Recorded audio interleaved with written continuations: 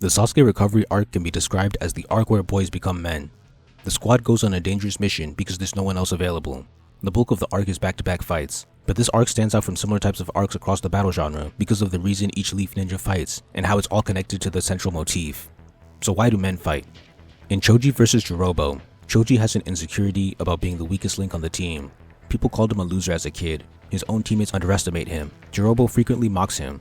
Shikamaru was the only person that always believed in him, which is shown when they are trapped in Jirobo's cage, and further developed in a strong flashback.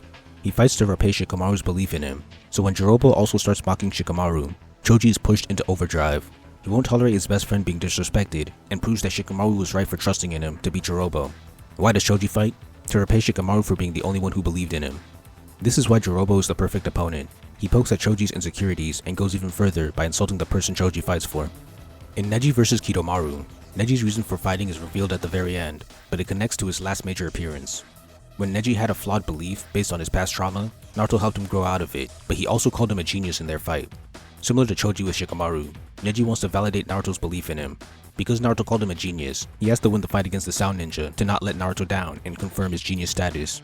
In Kiba and Akamaru vs Sakon and Ukon, the Leaf duo's reason for fighting is to protect each other.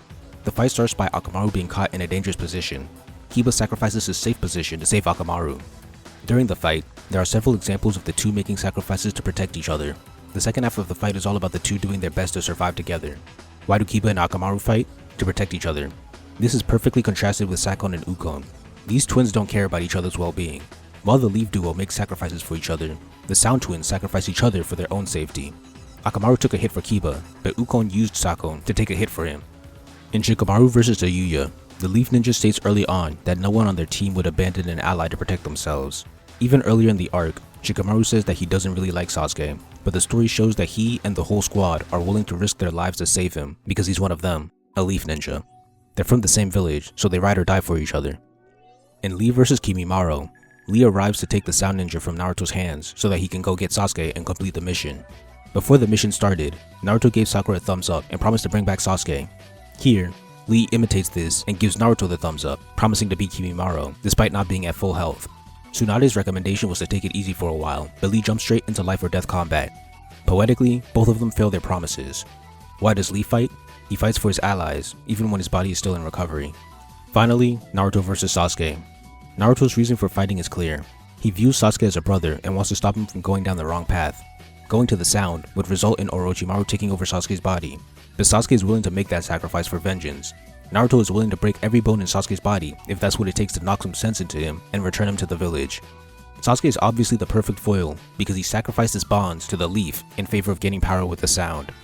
If you zoom out, there's a pattern. Every single Leaf Ninja is fighting for powerful bonds and friendships. Choji fights for Shikamaru, Neji fights for Naruto, Kiba fights for Akamaru, Lee fights for the Leaf, Naruto fights for Sasuke.